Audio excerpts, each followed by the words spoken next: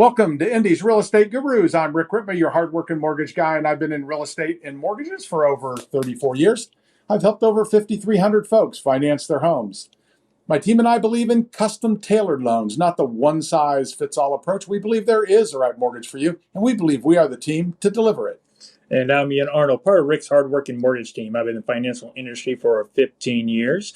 I'm a pretty good expert in helping you build your credit and get the best possible interest rates. And I have a passion in helping you secure your overall real estate dreams. And if you have any questions on the Indiana real estate market or mortgages, please go to hardworkingmortgageguys.com. That's hardworkingmortgageguys.com. Or you can call Ian or I at 317-672-1938. That's 317-672-1938. And today, Ian. Yeah, we have a really special guest for us. Guy came all the way from Keystone at the Crossing to come visit us. I mean, it's probably, 2 miles? But we can't get people to come very far. That's just the way it is, okay? But I will pronounce his name correct. Eric Johnson. Pretty simple. See? Doesn't get much more simple than that. Yeah. You act like that was hard, Rick. It's not hard to introduce somebody. Okay, I'll wait till the next one that we have that neither one of us can pronounce and have been trying for half an hour. Yeah, I could have pronounced this. Yeah. So Eric, thanks for joining us. Absolutely. So before we get into your whole real estate and what you all do and everything, let's go back to the beginning. What did you do before real estate and what got you into real estate? Yeah, sure thing. Before, my whole career has always been, since day one when I started, it was fast food, so customer service oriented. And ever since then, it's been some sort of serving role, customer service. It was enterprise rent-a-car was the bulk of my career, which their culture is all about customer service, right? And so that was 8.5 years with them. And then was a restaurant manager for a while before enterprise. So obviously, leading a team of people there, it's all providing experiences, right? Taking care of the customer. And then after enterprise was a sales role, sales and leasing role with semi-trailers and tractors. So still in the transportation business, but the semi-truck business was a different monster, that's for sure. So it was a lot of cold calling, a lot of which I knew it would be, when I got into it. But it was strict cold calling. Here's a book, call these companies. Yeah, so it was pretty intense, And I've always, before then, with Enterprise, when I was in the sales part, there was a lot of warm calls. So it's people that were expecting a call from me.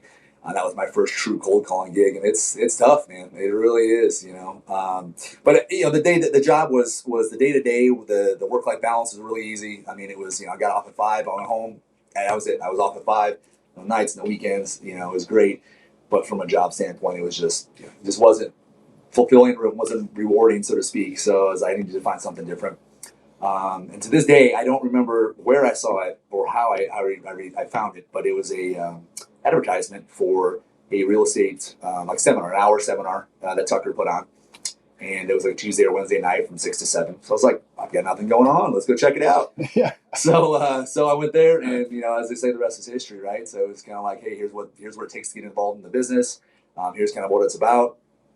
And so then after that, I did my pre-licensing course while I was working full time. And once I got done with that, put my 2 weeks in and started in real estate. So wow, you jumped in feet first. Yeah. Wow. Yeah.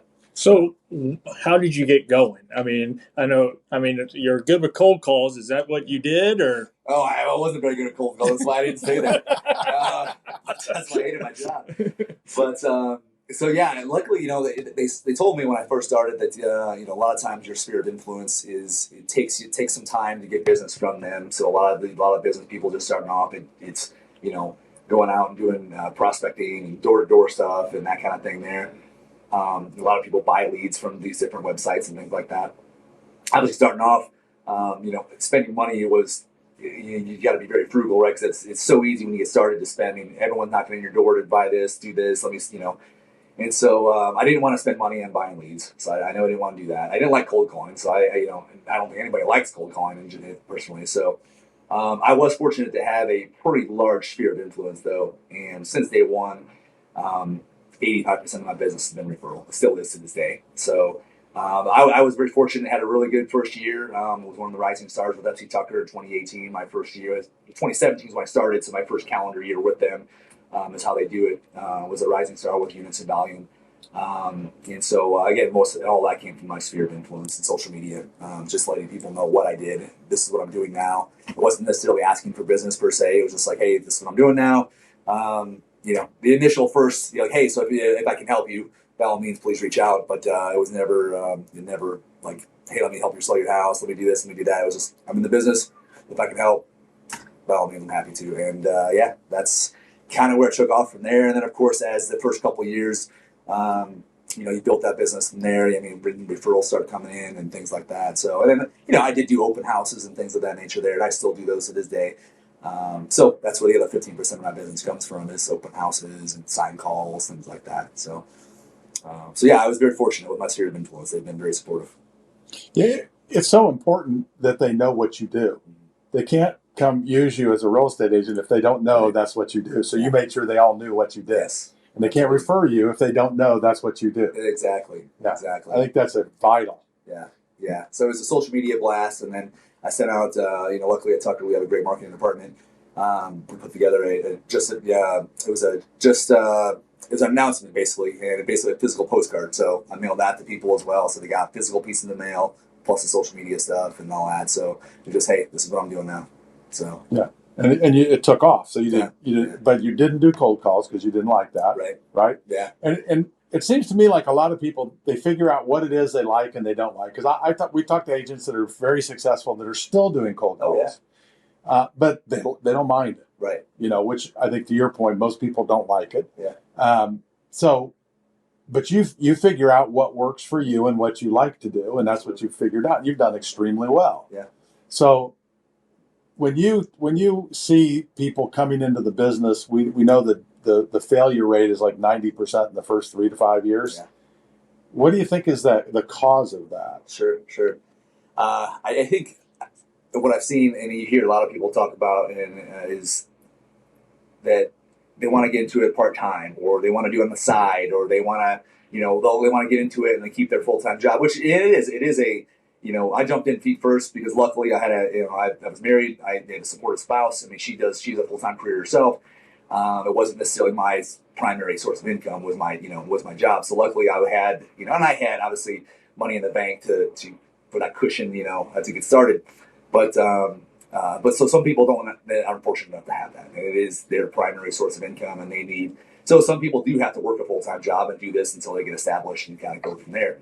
Unfortunately, it's a catch-22 because if you're doing it part-time, you're putting in part-time work. And part-time work typically results in part-time results. And so I think a lot of people get into it, think it's going to be easy, or they just get up with a sign in the yard, especially the last few years. I mean, a lot of times that's what it was. You put stuck a sign in the yard and the house did sell. There's not a whole lot you had to do per se.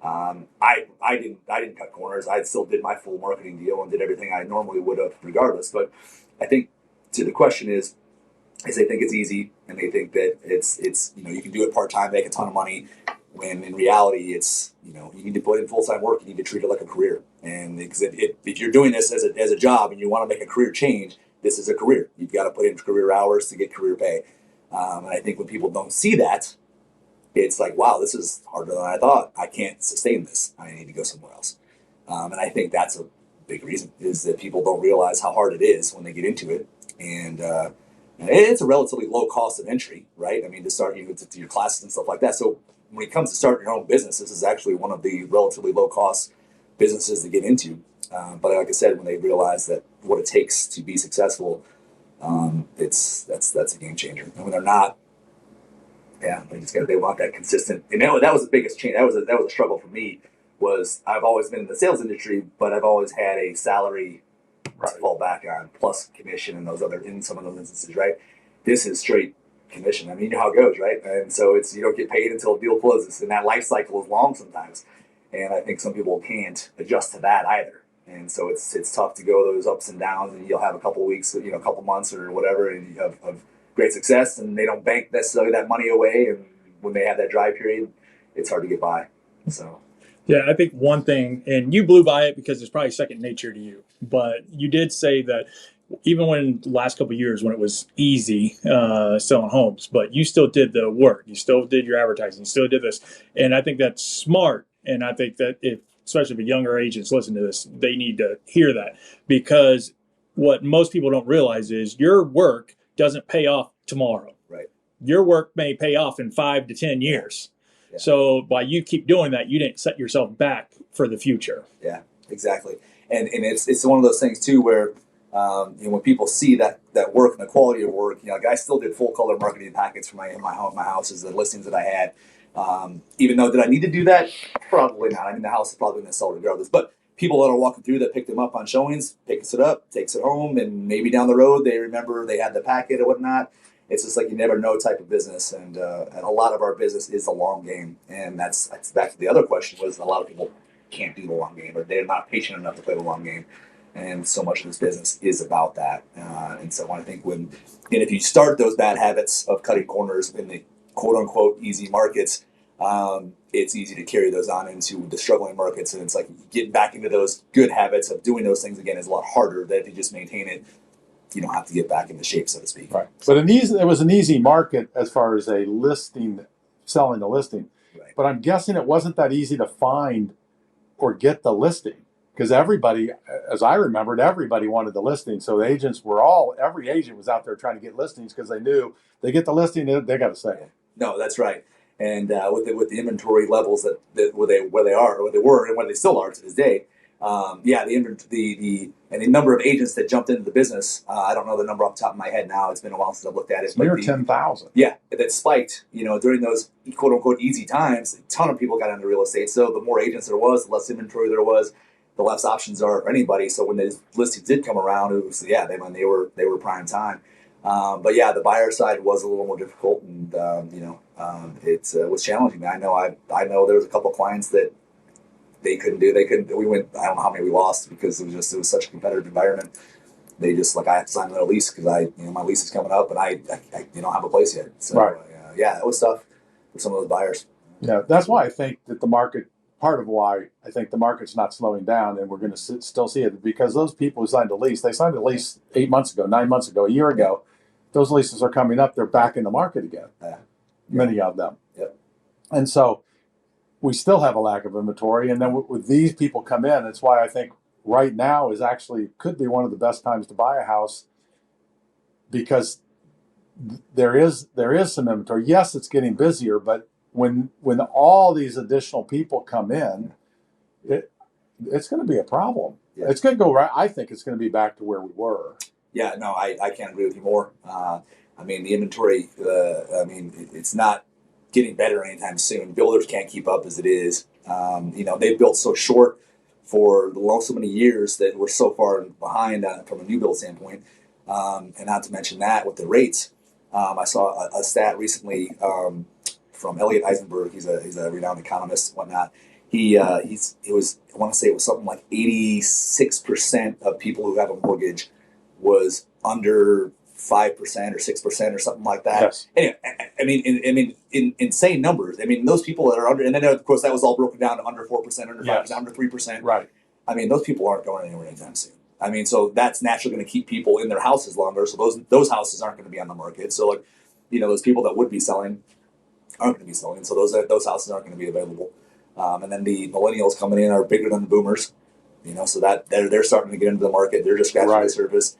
The boomers are still in the business because they're trying to downsize and right size and that kind of thing there. So you pull it all up together, and its demand is just sky high. Yeah. And we're back now. I think from a median price point, according to my board, right where we were when we peaked last year. Right. From a pricing standpoint, it's not going anywhere anytime soon. So yeah. Well, I just saw a statistic, and this is on builders, but based on the amount of households that are being created, we need to have 1,500,000 homes built this year. Yeah.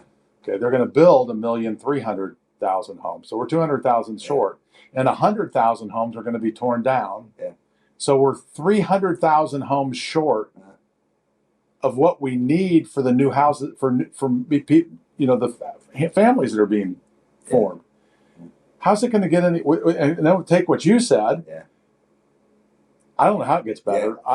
Yeah. Yeah, it's going to be a very strong. Owning a home is going to be a very valuable asset. Yeah. Always is, but this time. Yes. Yeah, I agree. And when people keep asking, when's the bubble going to burst? It's hard to try to describe to people. There's not. It's not like No it was in bubble. '09. Like there is not. What happened then is not happening right now. I mean, it's all supply and demand right now, and in any supply and demand industry, that's how it's going to work. I mean, it's just simple numbers. So when now demand either has to come way down or supply has to come way up, and when that's going to happen, I don't see demand cooling that fast. No. And it seems like now people have adjusted to the interest rates. A lot of first-time home buyers getting in now. It's all they know. They don't know the 3% rate that used to be out there. They just know that it's 7% right now, or whatever, 7.5, 7.25. And so they're budgeting for that, and that's I think why things have kind of ticked back up to where they were last year when we peaked. Is like people have adjusted. First-time home buyers again, that's all they know, and so it's just going to be what it is. Yeah. And it'll be interesting to see how things play out the next couple of years. And the people that, I tell people. Those people that say they want to wait for rates to come down or for prices to come down, other people are doing that too. And as soon as they come back down, if they come back down, I mean, they're all going to jump back on the bandwagon and look for houses. That's going to naturally increase the competition and increase your price point. So if you can buy now because you can always refi later, and because otherwise the price of your house is going to be that much more because you're going to end up maybe doing appraisal gaps or waiving inspections and who knows all kinds of crazy stuff that people were doing before. When it's not such a competitive environment. That it's going to be interesting. So if somebody's wanting to buy now, how would they get in contact with you?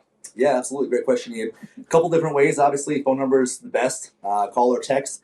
Number is 317-735-8345. Once again, that's 317-735-8345. Or my website is easy. A lot of resources on my website as well. It's pretty easy as well. talk2tucker.com/Eric.Johnson. Again, that's talk2 is T-O, talk2tucker.com/Eric.Johnson. Lots of resources on there for buying a home, selling a home. There's a home valuation website link on there as well to see what your home is worth at this point in time. By all means, you can call me with questions as well regarding that. So. And to get a hold of Ian or I, go to hardworkingmortgageguys.com. That's hardworkingmortgageguys.com, or you can call us at 317-672-1938. That's 317-672-1938. Thank you for joining us on Indy's Real Estate Gurus. The gurus we've interviewed share valuable insights. They reveal their strengths, personalities, and how they'll work for you. While we hardworking mortgage guys secure your best mortgage, real estate gurus work hard too. They avoid problems the amateurs don't see. They listen and they find unrealized opportunities. If you're buying or selling a home, a real estate guru is a valuable asset. If you're even thinking of buying or selling a home, keep listening and definitely call one of Indy's real estate gurus. All right, Eric. So we're going to take a sidestep off of real estate. Let's find out a little bit more about you. Sure. So I'm going to take your phone away from you for 24 hours. Cannot use it. After you have a heart attack and you get up. What do we find you doing for fun? Well, I mean, we have a 2-year-old, so I mean, he's the bulk of our time. I mean, he's watching him grow and develop is awesome. I mean, it's super fun. With the stage he's in now, with he's obviously talking and whatnot. I mean, we're not having full-blown conversations right now, but so obviously spending time with him is great. Other than that, I like hitting the gym, keeping in shape, playing poker with some buddies of mine. We're in a poker league once a month. Fantasy football is right around the corner, so obviously that's going to be that's a big part of it as well. So and then we have a fortunate to have a lake place in Angola, Indiana. So anytime we can get up there on the water, we're definitely out there enjoying that too. So for fantasy football, if you got the number one pick, who you going with? That's a tough question. Man, I think right now at this point, I may probably have to go Justin Jefferson. Okay. Yeah, start off with wide receiver. We'll see. That seems to be the consensus right now. Yeah, we'll see what happens. Great. I don't even know who it is. Never heard of him before. Yeah, wide receiver for the Minnesota Vikings. Yeah. Oh, okay. So, yeah, he's a stud. So, that's surprising. But Minnesota's always been the team that I liked. I don't follow football if you can't tell, but Minnesota, as a kid, that's who I rooted for because there was no team here in Indianapolis. Yeah, right. Yeah, that's League 3. Yeah. So, but I didn't think they were that good. Are they? Yeah, well, I mean, the team itself, I mean, they're mediocre. Yeah, okay. Mediocre at best. But he's great. But he's solid. Yeah, he's a really good guy. Yeah. He can play some ball. Awesome. Sure. It is interesting that if you were to go back 10 to 15 years and just look at every year on which which player they rate should be number one, whether it's quarterback or running back. For a while, it was always running back. It was, yeah. And then it went to quarterbacks. Yeah. And now it's the receivers. It's just interesting how it keeps switching. It does. It is. It is. And what's interesting is to see those consensus number one guys, what they actually do. Do they live up to the expectation, right? So, and usually not. Yeah, usually not. Yeah, and some guys it's like that luck. It's like they pick that guy and they're getting hurt no matter what. So. Yeah. But yeah. Yeah, you can't pick who's going to get hurt, right? You don't know. You don't That's know the that. problem. Exactly. All right. So back onto the real estate side. Sure thing. So did you start with Tucker, or what made you choose Tucker to go with? Yeah. So I've started with Tucker. I went to the Tucker School of Real Estate for my pre-licensing course, and they were really good. The instructor there, he's actually out of my office, as a matter of fact. But he was really good. Obviously, they can't recruit or anything. So he didn't recruit or anything like that. It was just one of those things like, all right, I like him. I like his style. And so I was like, well, I'm going to go interview at a couple of different places. And when I got my license, and the place I interviewed with Tucker was the first one, and ended up being last because I really enjoyed it and thought it was a good fit. And like I said, I worked for Enterprise for a long time. So they were a family-owned company. Brand name was huge. So I don't know. I think that carries some weight with doing business, and Tucker's still that small. I mean, privately owned company that is brand name is massive in Indiana, so central Indiana. So it was just one of those things that kind of fit with me as well. So yeah, it worked out all right. So I've been with the same office ever since, and so I don't see myself going anywhere anytime soon. So. There's been a lot of companies coming and going, right, as Yeah. real estate offices. But Tucker, I mean, I've been here for my entire life. So, I mean, I remember Tucker in the 60s. So, yeah, they've been around 1918. So, I mean, is that how long they've been around? Yeah, doing something right. Wow. Yeah, they were actually very instrumental in keeping the Pacers in Indianapolis as well. Back during that time, I don't remember the year off the top of my head, but Tucker was very, very instrumental in keeping the Pacers in town for sure. Really? So, yeah. I didn't know that. But yeah, it's like I said, it's been a good fit for me, and pretty happy. I know I do get phone calls, and try and get recruited quite a bit, but this is what it is. I like that Tucker. So, Eric, what would you say your superpower or superpowers are? Yeah, it's a great question. That's not an everyday question you get asked. I would say, I don't know if you call it superpower or not, but handwritten notes. I'm a big fan of those. I know in today's day and age, a lot of stuff's digital. I write notes to everybody for everything: birthdays, anniversaries, congratulatory things, babies, graduations, whatever the case may be. I think it's just a different way to connect, and I think it's just a different way to show people that you care. And then I would say my other one would probably be just showing up for my people, whether it's my clients or my sphere, family, just showing up. And that can be a variety of different ways. Someone, my daily driver is a Ram 1500, so I'm the guy with the truck. So everybody has something to move. Hey, can I borrow your truck, right? So yeah, I mean, helping out anytime I can. If I'm available to help, anybody anytime. If I'm available to, I will. And that's, like I said, showing up for them for that, or like showing up for clients if they need help with.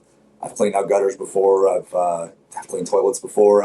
I've picked weeds in yards before. Weed whipped yards and stuff like that. So just for people that are out of town that can't do it themselves. So just showing up. So wow, because you're busy. So you're already busy to have that workload on this. That's impressive. Yeah, I appreciate that. And, it's one of those things that I think that I think it was Zig Ziglar. It was like people don't know how much you care until they. What's that saying? Oh man, I got messed it up sometimes. People don't know how much you care until you. People don't care how much you know until they know how much you care. That's right. Yeah, that's what it is, and I think that's just a way to and it is genuine. It's just who I am, and to me, I don't look at it as a superpower per se because that's just what I do. And I know sometimes people compliment me on certain things, and I'm just like, not a big deal to me because to me it's just second nature. Right. But I think that and I know other people go above and beyond and things like that as well. But I feel like a lot of agents, today's day and age, potentially don't do that kind of thing. Yeah. So, isn't that kind of what a superpower is, though? I doubt Superman thinks flying. It's just what I do. I fly. Right? Yeah. That's true. Yeah, I guess it could be. Yeah, you're right on that. That's what he does. So it's probably what a superpower really is what you do, and you do it so well, and that I bet people don't they think that's easy to do when it's really actually difficult to do. Yeah. Like writing notes to everybody, like that is like for somebody like me, I can't do it. You can't read it. Yeah. Yeah. Which means I've definitely had to slow down and then polish up my handwriting a little bit. I've actually I was printing for a while. I'm like, you know what? I'm gonna go back to cursive and try and give that a shot. And yeah, that's what been a challenge. I've had to tear up a few notes to redo them. It's hard to write cursive after you haven't written. I mean, I learned it in third grade, I guess, but man, it's hard to go back and do it. They don't even teach it now. No. They don't? My understanding is they don't even teach it now. No. Oh, wow. Yeah. I mean, it's just one of those things. And this is what I was going to make a. You're talking about the handwritten notes. I can tell you this right now: you are the first person that has been. We've done over 100 of these shows. You're the first realtor that said you do handwritten notes to everybody, and it's. I mean, but my wife and I've had this conversation too. Is look at Christmas cards.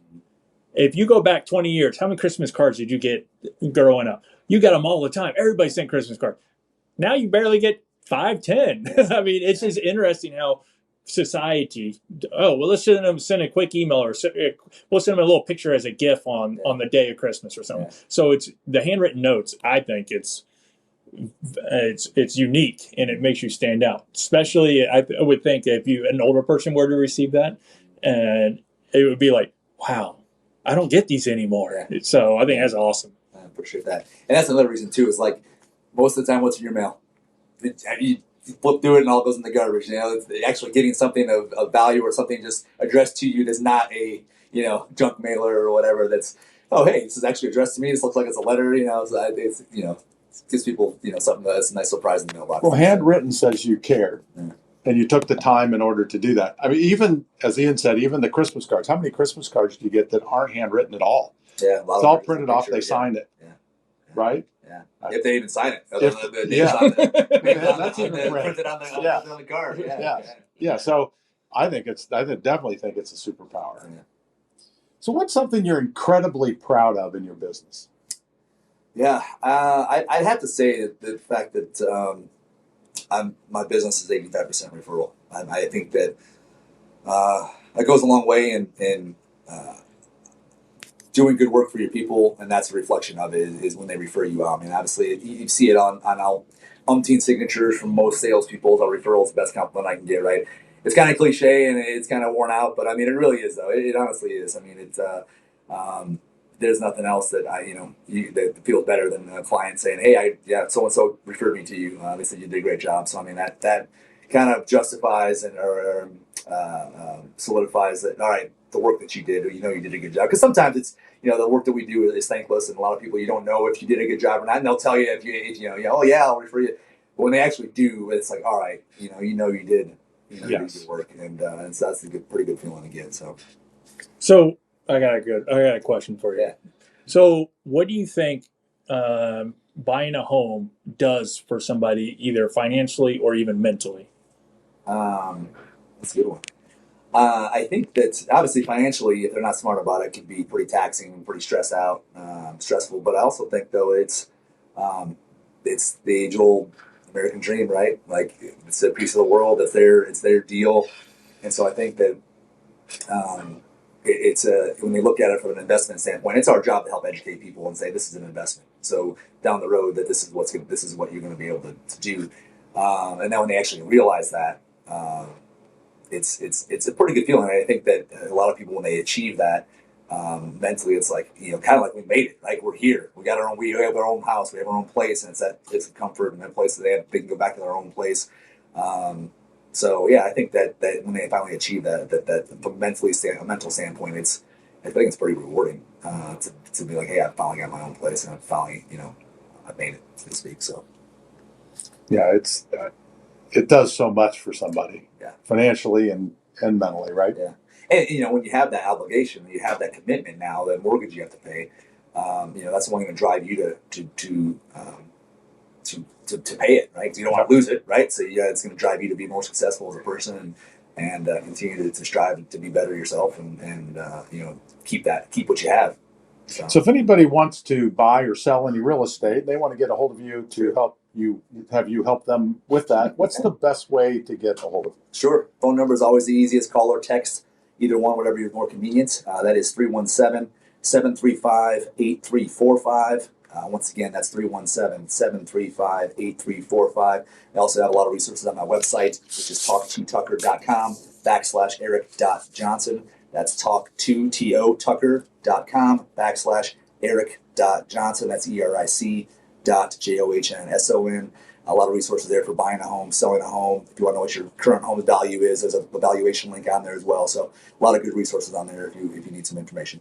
And to get a hold of Ian or I, go to hardworkingmortgageguys.com. That's hardworkingmortgageguys.com, or you can call 317-672-1938. That's 317-672-1938. And now we'll get into the question of the week. And the question of the week is sponsored by, hey, Rick and I, the Hardworking Mortgage Guys, where we believe helping and supporting you and your realtor by sending constant updates through the loan process. We don't like living in a black hole, so we do not allow you to live in a black hole. All right, so here's your tough question. I'm looking forward to this. Me too. What was your first car? My first car? Yep. It was a 1986 Dodge Charger 2.2. Nice. Little two-door hatchback. If people hear Dodge Charger, like, oh, muscle car. This is far from a muscle car. It was 2.2 liter, but it was silver, and it had a big 2.2 emblem on the hood, and it had like probably a 1-inch, like, I won't say pinstripe, but it's a 1-inch stripe down the side of it. And so it was a pretty unique, like, you knew that was my car, right? There wasn't many of those around. So, yeah, that was it, man. That was it. And of course, back then, the big old hatchback was super heavy, and so the hydraulics were shot, so I had to have a broom handle there to hold it up. Yeah, that happened a lot. Yeah. But your first car being a 2.0, your parents were okay with that. Oh, so, yeah, more than fine. Yeah. So what was your favorite car you've had? My favorite, it had to be one I have right now. I was in a fortunate position here recently, a couple years back. It was a vision board thing that I had on my vision board for a couple of years, and it's a 2018 Chevy Camaro ZL1 convertible. So that's been my favorite so far. Again, it's very fortunate to be able to be in the position to have that, and like I said, it was a thing that fell into place a little sooner than I anticipated, but yeah, that would be it. So Rick wants to know when you're taking him out. Hey, what time are we done with this show? And I hear it only has 650 horsepower. Yeah, that's Yeah. a couple horses. Hardly even, I mean, come on. What are you going to do to it to get some power? Yeah, cold air intake or something. I don't know. Put some exhaust on there. I'm not sure. I'm guessing it's scary fast. It can be, yes. I haven't really got on it, so to speak, per se. I'm scared to actually get on it. But yeah, I eventually want to get out to a track sometime. Just to obviously it's a supercar almost. So I definitely want to see what it can do. Yeah, because you don't want to be one of those YouTube videos where you run and you gun it and you end up in a tree or a tree or a stoplight or a car or something. I definitely want to do that. So. Yeah, no, you're smart. Yeah, hey, try to be. Yeah, that's smart. What color? Sorry. It is hyper metallic blue. Oh, okay. With the carbon fiber hood insert, and it's got the black trim on the bottom of the car all the way around it. Yeah, so you can always tell a car guy because they can tell you everything. That's true. Some people we go, so what'd you have? Well, it was red. Yeah. Okay. But most people have a affinity to the very first car they had. Yeah. They love it. Even it was a cool little car, man. I tell you what, it was unique. Yeah, so I enjoyed it. And I will say that Camaro, that's not my daily driver. It's not something the gas mileage does too. But I feel like I started up and I burned a quarter tank of gas. But no, it's fortunate though. As we talked about horsepower, we never talked about gas mileage. That's true. Okay. Yeah. Well, that doesn't matter. I will tell you this. I worked in the car industry long enough. You get some people come in here and go, oh, look at a Corvette or a Mustang or whatever, and be like, well, what's the gas miles? You don't care. Yeah. Why are we asking this question? Nobody cares. There were some years the Corvette got some phenomenal gas mileage. 3? No. It was in it would get 28, 29, 30 miles a gallon in some of those years. Of course, it had 12 horsepower, but it still got great gas mileage. There was a while there that even Camaros were, I think, the 70s and 80s. The horsepower on those was, they were anemic. Like there was nothing there. Yeah, they were all good. Yeah. And then some came with 4 cylinders. And gas mileage, I'm sure, was a similar 20-something. Yeah. I had a 77 Corvette. Yeah. It had mine had 220 horsepower, but the base model had 190 horsepower. It's crazy. 190. Yeah. And it was a fast car because Yeah. it was faster than everybody else with, 80 horsepower. Right. Yeah, it's funny how times change. Yeah. Now that 220 is in your average family SUV, it's Oh, yeah. nowadays, yeah. Everything has power. Hey, my Camry hybrid is 220, Yeah, just so go. you know. And he drives it like it's 90s. Yeah. Right. Probably. All right. So, what do you think your most memorable deal was? That one's obviously the first one's always pretty memorable because it's your first deal. But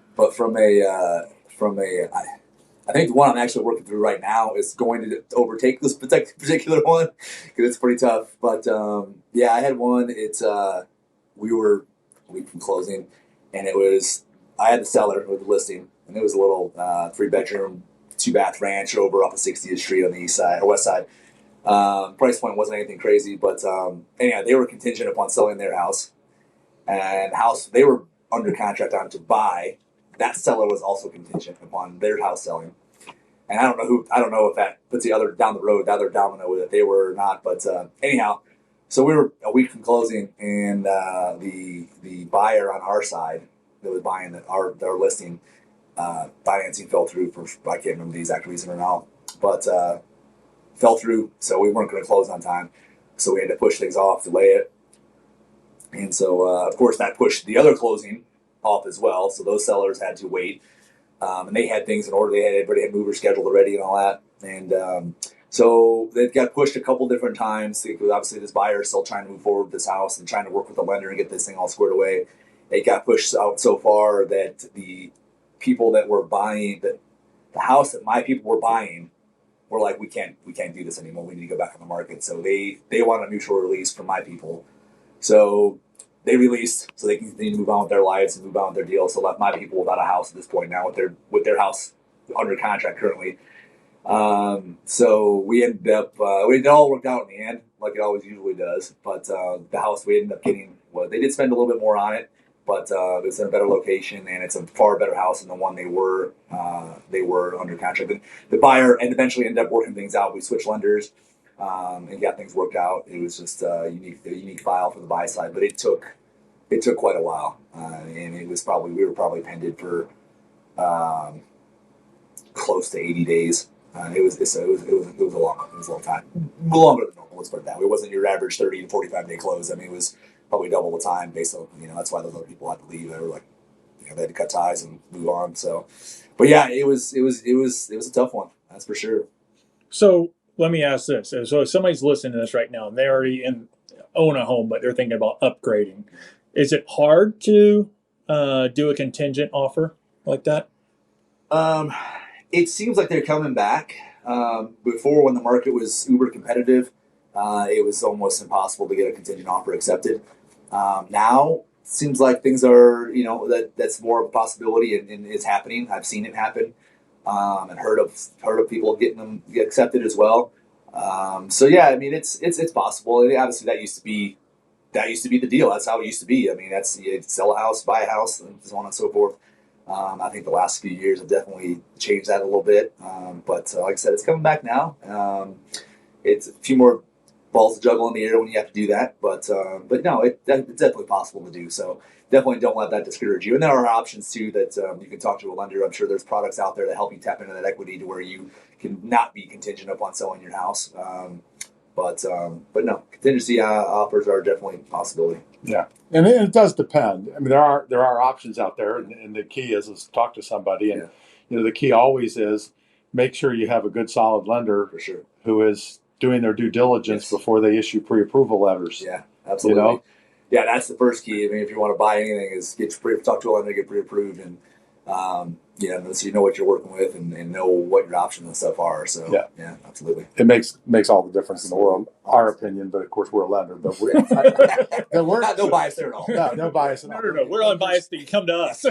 Your story though is what gives me chills, because that's the worst thing that you can have happen as a lender is get close to closing and you can't close the deal. Yeah. And it generally happens one of two reasons. The lender didn't do what they were supposed to up front, right, or something happened that they the change. Right. And there's nothing anybody can do about that. I don't care how good you are. Yeah. Person loses their job a week before closing, you're done. You know, there's not buys a car at the same time. Yeah. I had one went out and bought a $1,600 a month payment car. Ugh. Yeah. But those kind of things can happen. How did you work through that, though? I think people would like to hear. How did you work through that? Because that's a big deal to work through, and it shows you must have really jumped through some hoops to make that all work out. Yeah, no, absolutely. It's all about staying calm, staying positive, and just controlling what you can control. In that particular case there, and stressing that to your people too, is like, hey, listen, this is out of our control. This is what we can control. Here's what we need to do to move forward. And just trying to keep those people. I think sometimes our job is more of a therapist than an actual realtor, so to speak. But in situations like that, because obviously it's buying or selling is a very emotional process. And in this particular case here, obviously, they were counting on, they're looking to move forward and move up to a bigger home and this and that. And when that gets shot down, and then, where are we going to live? I mean, there's all kinds of emotions running through. And so keeping them calm, keeping yourself calm, staying positive, staying upbeat, and say, hey, we're going to get through this. This is the plan. This is how we have to move forward. To go a long way. And I think that to this day, those clients are, rave. They're raving fans. And I'm grateful for that. I mean, they were a referral from a sphere of influence person of mine. I think because if you're calm, typically your client's going to be calm. If you're fired up and you're emotional over something, your client's going to get fired up and emotional, and it's just going to blow up the deal. And so working through things and just staying as calm as you can. And sometimes that's hard. It is. But you've really got to dig down deep and try and maintain and keep a level head and keep poise for sure. I think it's the most important. One of the most important. There's a few, but that's one of the most important things I think somebody needs to look for in a real estate agent, because they're so emotional. The real estate agent needs to be somebody who can control their. Can you imagine if you had just gone crazy? Yeah, and it would have been easy to. Right? I mean, it's so frustrating, and then because none of it's our fault. It's all somebody, and easy to blame other people. But what does that accomplish? Right, it doesn't accomplish anything. You want to work through it. Yeah. And if you get the other agent fired up, and then they don't want to work with you, and then it's the next maybe you lose that buyer altogether, and you're back to square one, and getting fired up and throwing names out, or just it doesn't accomplish anything. Yeah. So. And when that happens, ultimately, everybody still wants to close, right? I mean, so there's no benefit in going crazy and yelling and screaming and all that. Yeah. You got to figure out a way to close the house, and that's, to me, it's very impressive. You were able to figure out a way. Maybe, and one of the things you did is what I believe. That one goes away. They almost are always happier with the house they get. Yeah. Almost always. Yeah, no, I agree. And I tell that to my people all the time, especially when the market was, obviously it's still tough as a buyer sometimes, but, preparing them first off is like, hey, we may lose a couple because of the competitive nature we're in. But also I tell them, those people that did lose a couple before we found the one is, you know what? The house you get is the one you're supposed to have. That's right. If we lose a couple, then you know what? Dust yourself off. We'll get back on the horse and get the next one. And keeping that type of mentality as well keeps them upbeat and keeps them kind of, because it can be very discouraging to miss out on 3, 4, 5 homes like that happened, back then before you find something. And some people, like I said, got so discouraged they just decided to call it quits and move on. Right. Right. But if you're positive and upbeat about it, and I think your people will be too. Yeah. Yeah. It's basically setting the steps right from the get-go. And if you go, hey, look, we may not get the first one. We may take 4 or 5 times, but if you set that up from the get-go, they're more aware of it. And I think that's nice that you do that. Expectations. Yep. So how would you define your type of brand? What do you bring to the table? Sure. I thought about this one. I've got to think consistency, professionalism, and educational. And I say that because I'm a firm believer in we talked about setting expectations. When I'm working with a client, the first piece I like to do and prefer to do, and sometimes it's not always the case. It's not always a perfect world, and I can't always do it this way. But my typical process is having a consultation, whether it's a listing or buyer consultation, with those clients to set expectations, to discuss what the market's going, what the market's happening, what's going on in the market right now, and educate them, because we do this every day. How many times do people buy a house in their life? A couple, two, three times, not very often, right? Even if they bought a house before, I mean, how long ago was that? 10, 20 years ago? 5, 6 years ago? I mean, you sleep a couple nights, in 5 years you slept a couple nights, maybe had so yeah, we need a refresher. And things are different than it was 5 years ago. And so educating people on what's going on in the marketplace, what the process looks like, setting those expectations up front, I think is really key for them to have a good experience in the process, and also refer you as well. And then being a consummate professional, I think is a big part of my brand from a branding standpoint, with logos and things of that nature. There, my social sites, it's all consistent. Same headshot, same logos, same information. So it all looks the same when people see it. It's that they know that's my information. And then consistency is a consistent level there as well. There are certain things, and doing the same thing consistently, doing buyer consultations, consistently doing listing consultations, consistently going, reiterating those processes and those same things throughout the buying process, so that it's consistent information that they're getting throughout the process as well. I think is really key. I think it's really important. So, the bad thing about you got to keep the same image, all that. You can't grow your facial hair. You can't grow at least you went ahead and shaved the top, so you don't have to worry about that. About my haircut, that's for sure. That's for sure. Yeah, I did refresh my headshot 5 years in, so I do plan on refreshing that. And obviously, if I refresh it, I'm changing all of it. Yeah, it's all the same. But yeah, you're right though. All right, but if somebody's wanting to get in contact with you to either buy, sell, or just to talk to you about real estate, how do they get a hold of you? Absolutely. Well, we'll say this too: buy, sell, or build. It's definitely great to have representation building as well. Critical. Yeah, and a lot of builders you talk to, there are some good ones out there that will say you need an agent, but most are going to say you don't need an agent, which is false. I mean, it's critical to have representation in the build process as well. So I can also assist with that. So buy, sell, or build, you can reach me at 317-735-8345.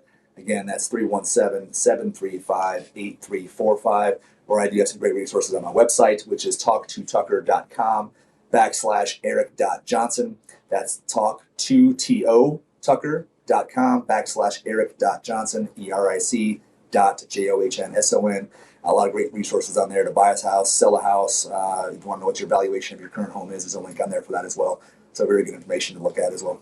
And to contact Ian or I, go to hardworkingmortgageguys.com. That's hardworkingmortgageguys.com. Or you can call 317-672-1938. That's 317-672-1938. And follow us for more Indy's Real Estate Gurus. And a reminder, if you have any friends, family, or coworkers looking to buy, sell, or refinance, let us know. We'd be more than happy to help you.